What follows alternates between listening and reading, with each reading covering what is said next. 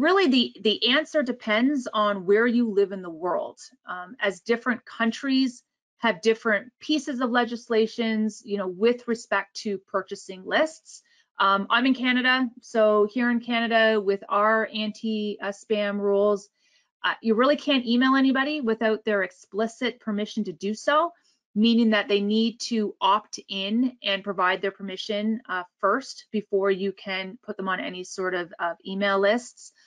With telemarketing, you need to make sure that the businesses aren't on, we have a national do not call list, but generally businesses don't put themselves on that list. It's more from a personal standpoint. So just make sure that you're aware of the rules in your particular area, because even in Canada, I know that we can't really buy lists, but if you Google it, it looks like I could buy lists all over the place. So I don't know how well we're enforcing those rules. But my personal feeling for email marketing campaigns, I'm a bigger proponent of doing the right activities to build your own lists organically, and I'll talk about that in a minute.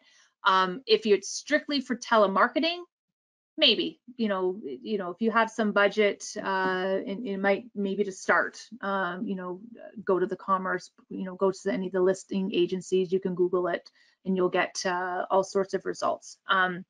But I feel, especially from an email marketing perspective, it'll be a slower process, admittedly, but you're going to get much better results from putting in the work yourselves to build up your email lists organically, and getting prospects to opt in, because if they're opting in, you're one step further to potentially getting a new client, because obviously, you've reached out to them, you've provided them with some sort of piece of valuable content, and they're like, yeah, I'll give you my email address in exchange for that valuable piece of content. So, and that's really what we're trying to do. We're trying to move them more and more down the marketing and sales funnel.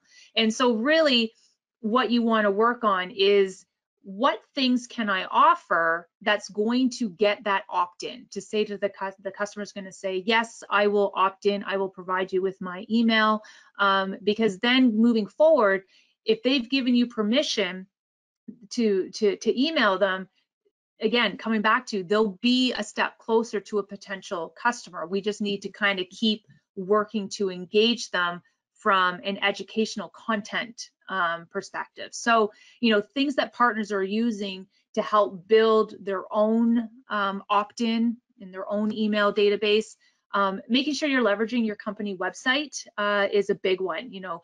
You go to, some of the good MSPs that, or any good business, that's really leveraging kind of online digital marketing, they always offer something of value for a prospect to download, whether it's a free report, whether it's an ebook, whether it's to send them a physical book, whether it's a white paper, whether it's a video, like there's something that is piquing the prospect's interest that you're offering, and they're willing to trade their email address to get access to that educational content.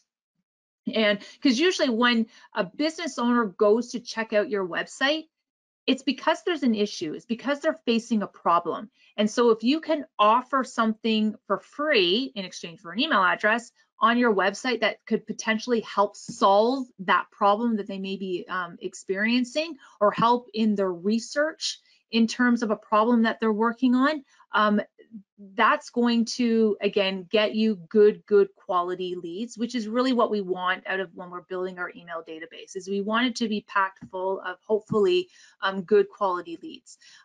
Other things that partners have done, promoting an event. So if you're doing an in-person event, depending on where you are, maybe it's a virtual event, you can use your social, point them to your website, maybe have a little video kind of talking about, the benefits of the event, the objectives of the event, and then to register, please provide your email address, and then you can get it that way.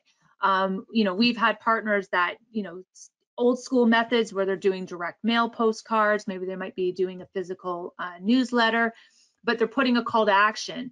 and saying, if you'd like to provide your email address, we can send an electronic copy of your newsletter, or again, we can send you an electronic copy of a white paper or report or our ebook or something like that. From a telemarketing perspective, if you're promoting an event, so I like the idea of doing an event because you can really hit it from a promotions standpoint in a couple of different ways. You can hit it from the digital marketing side, but then you can also follow up with the proactive outreach with your telemarketer.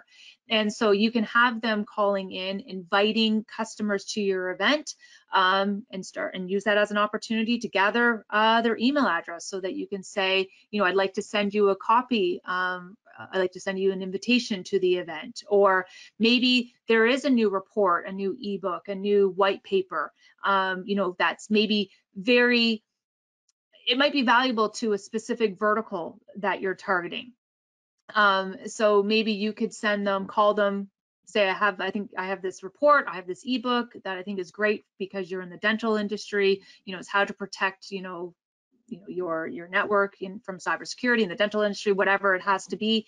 And then maybe you can get the email address that way. Or, if you're just doing kind of your regular outbound calling from a telemarketing perspective, and, we always hear about those objections that business owners are going to give you, right? Like, I'm not interested, I don't have time, this isn't a priority, or the favorite, oh, just send me information. Then great opportunity to get that email address so that you can, include them as part of your database and keep them up to date on what's going on in your organization. Maybe look at your CRM. I know a lot of MSPs struggle with keeping their CRM clean and up to date. So maybe you have a bunch of contacts over the years that are in your CRM where you don't have complete information. And maybe you don't have email information. So maybe give those businesses a call where you're missing the email addresses, and just say, look, we're doing a cleanup, we've done business together in the past, I just want to see if I can get an updated email address for so and so, see if you can get a couple of them there. And then, once upon a time, we did have things like networking events and trade shows. I'm sure you still have all sorts of business cards scattered around your office in junk drawers and stuff. Go on a scavenger hunt and try and find all of those cards and use it and get it into your database, because almost everybody on their cards, probably 100%, I would imagine, would have an email contact on that. So, go out and collect all of that information as well.